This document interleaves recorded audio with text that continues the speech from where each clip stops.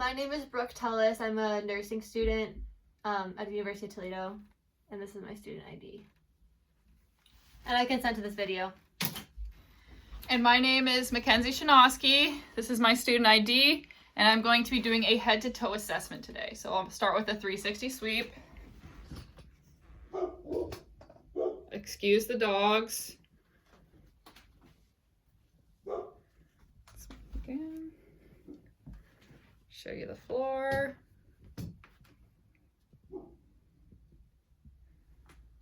Okay. Okay. So I would knock on the door. Sorry, let me adjust this a little bit. Hi, my name is Mackenzie. I'm going to be your nurse today. What is your name and your birthday? My name is Brooke Tellis. My birthday is 6/1/92. Okay, and I would have washed my hands coming into the room. Provide some privacy. I'm going to be doing a head-to-toe assessment on you today. Is that okay? Yes. Okay. So first of all, are you having any issues or any pain today? No. Okay. And do you know where you are today? We're in Maumee, Ohio. And do you know about what time it is? 4 o'clock.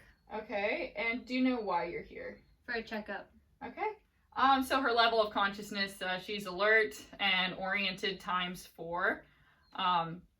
Her speech is very clear and articulate, and her mood and affect is appropriate for this procedure. She seems very calm and happy. She's appropriately dressed for this head-to-toe assessment and appears to be well groomed. I don't have any smells coming from her or anything like that. So that's a good sign. She just has her hygiene appears to be appropriate. Okay. So do you mind if I take your vital signs? Sure. Okay, and not having any pain? Correct. Okay, so for the first vital sign, I'm going to be taking your pulse. So she's resting her hand right here. It appears to be regular, so we're going to count for 30 seconds.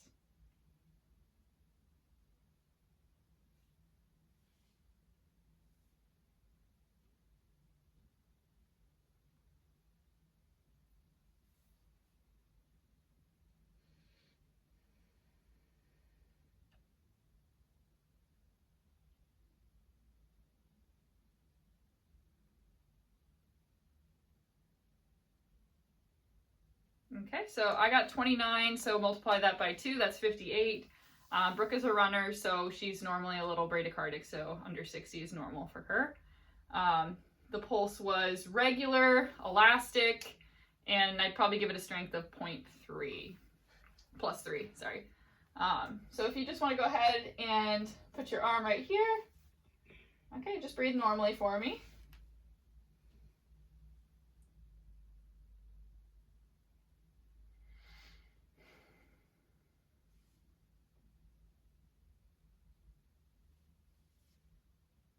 So she appears to have a regular breathing pattern, so I'll count for 30 seconds.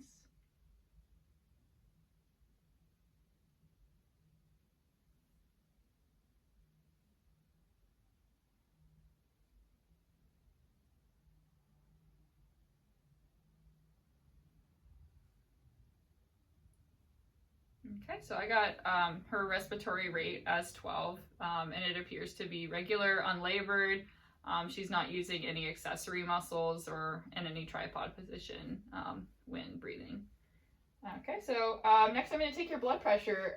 Do you have any reason why I shouldn't take it on a certain arm, like a fistula or a recent mastectomy? No. Okay. And what is your blood pressure normally? Like 110/70. 110/70. Okay. So I'm going to pump it to 30 above that. I'm going to start by finding her brachial artery. 2 fingers above. Let me get my blood pressure cup.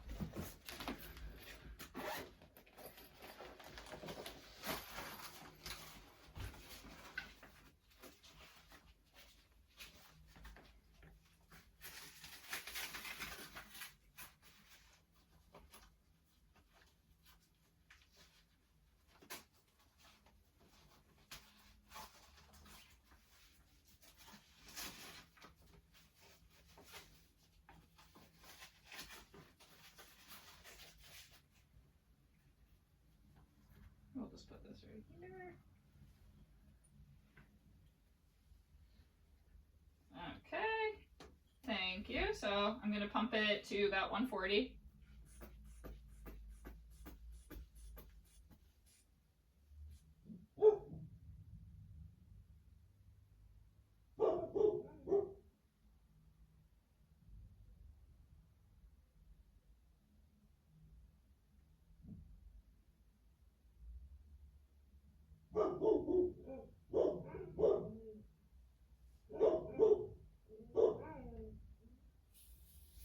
Okay, so I got 102 over 70.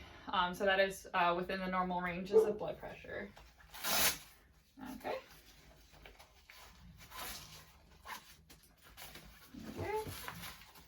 So next I'm just going to start by inspecting her face. So her eyes look symmetrical. It looks like the corners of her eyes are in line with the tops of her ears. So her eyes appear to be symmetrical. The nose is midline, mouth is midline. Can you go ahead and smile for me? Okay, so both cheeks come up at the same time symmetrically. Can you raise those eyebrows for me? Again, everything appears to be moving symmetrically. And when she was talking, I also noticed her face appeared to be symmetric. Her skin tone is nice and even, and her skin and hair appear to be in good condition, so not too dry, not too oily. She has some primary lesions in the form of freckles, which are scattered about regularly, but they appear to be a good color, diameter. No issue with that. Okay. Do you mind if I inspect, touch your face? Go for Okay, it. so I'm just going to go ahead and I'm just going to look at your conjunctiva and sclera. Okay. So her conjunctiva are a nice pink color. I don't see any drainage, and her sclera are white with no abnormal red veining. So that appears to be good. So next I'm going to get into perla. So looking at the pupils, they appear to be about 4 millimeters, so within normal range, and they're equal and round. Do you mind if I'm going to be shining a light in your eye? Okay. Mm-hmm. So go ahead. Okay, so I did see some constriction, which is normal. Constriction there. Do you mind putting your hand right there? And one more time. So normal reaction to light, both indirect and direct light. Okay, so go ahead and just keep your eyes on the tip of my pen and follow them without moving your head. Okay.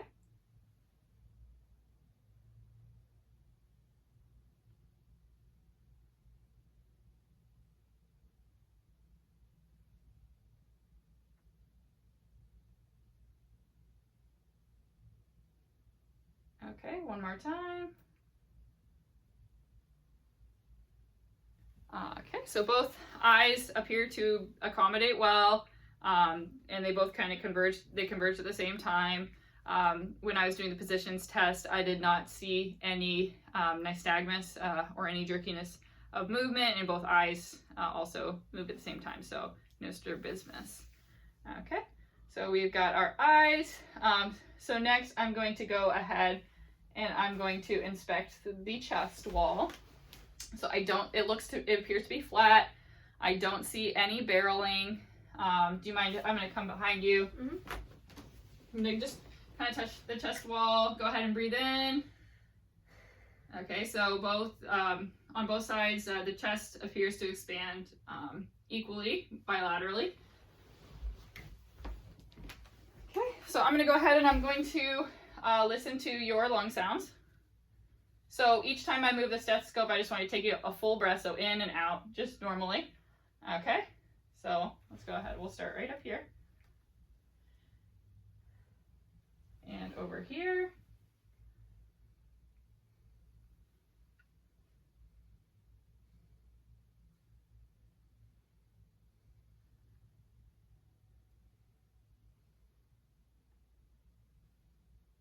Sorry, there we go.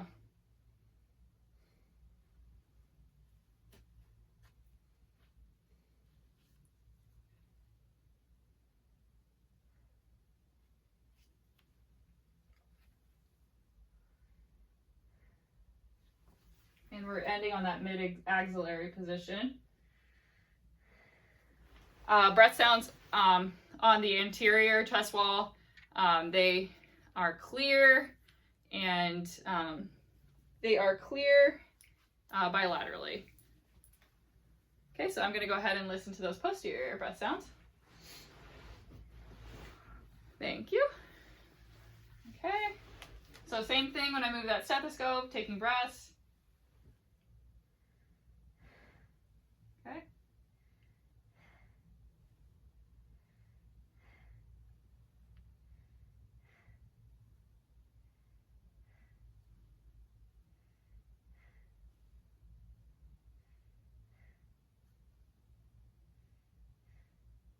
Two more.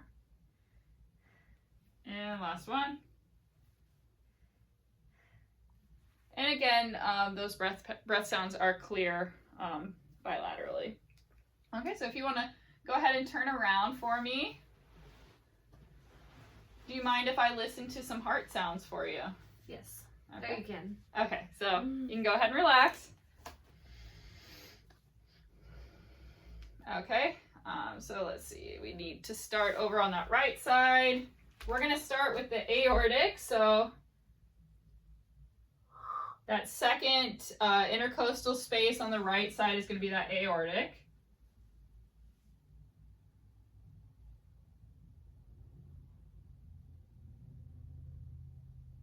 Okay, so then over second intercostal space on the left sternal border is going to be pulmonic. Third intercostal space is the Erb's point. Sorry, I'm going to pull this down just a little bit more. Fourth intercostal space is tricuspid. And then going to the fifth intercostal space, mid-clavicular line, that's going to be our mitral.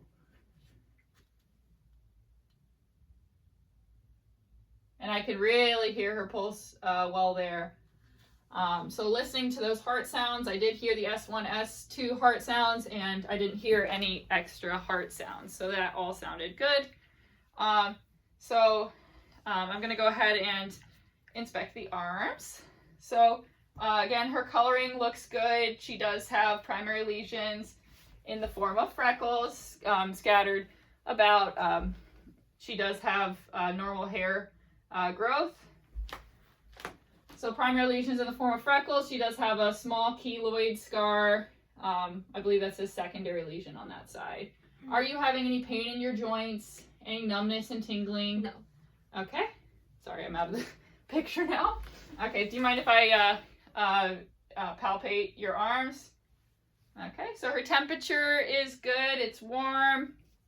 It feels nice and warm. Any tenderness, any pain with that? No. I don't feel any edema. Let me see this side. And then can you squeeze both hands for me? Okay, so she has equal, strong hand grip, both sides. Okay, so then if you want to go ahead and lay down for me, I'm going to move on to the abdominal assessment. So let me get this a little closer. Oh. Camera issues. Here. There we go. Okay. So are you having any pain in your abdomen today? No. Okay. Okay, so looking at her abdomen, it doesn't appear to be distended. Good coloring. Umbilicus is midline, and I don't see any like ulcers or lesions of any sort. So I'm going to go ahead and start by listening in the lower right quadrant.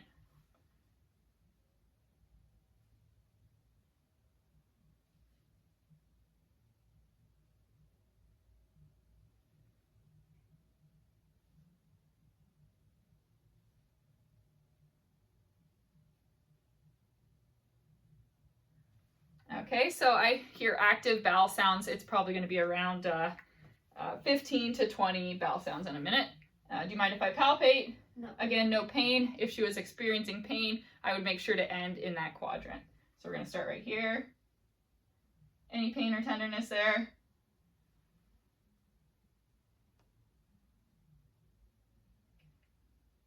Any pain or tenderness? No. Okay. So no pain or tenderness. The abdomen is soft and non-distended.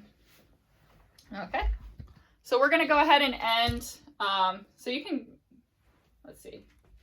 I just need to be able to see the legs. So inspecting the legs, she's cleanly shaven, but I can see the normal distribution of hair follicles. She does have those primary lesions in the form of freckles. Those are scattered throughout. Normal veining. Her leg length, it appears to be equal, nothing out of the ordinary. Can you go ahead and pull up for me? Whoa, okay, and push down. So normal plantar flexion and dorsiflexion. And then do you mind if I palpate? No, I don't mind. Okay, first I'm going to inspect your toes. So looking between the toes, no fungus, no dry skin. I don't see any ulcerations. She does have a little bit of dry skin and callousing. Again, being a runner, you're going to expect a little bit of callousing, but nothing to worry about. Okay, so now I'm going to go ahead and just palpate. Any pain in your joints? No. Any numbness or tingling? No.